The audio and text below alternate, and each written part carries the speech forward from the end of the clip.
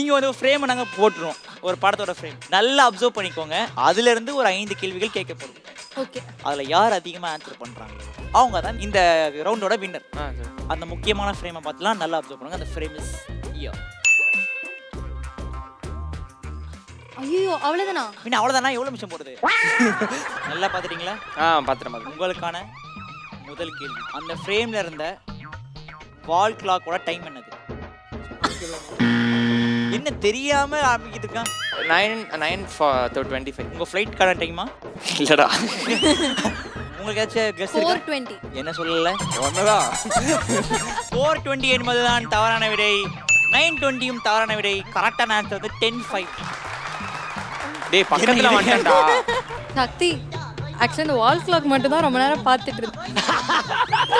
எதுவும் ரொம்ப பார்க்கல. நேரம் பார்த்தா வால் கிளாக்கோட ஆன்சரே தெரியலனா அப்போ இனிமேல் வரப்போது கவலைக்கிற மாதிரி தான் இருக்கு.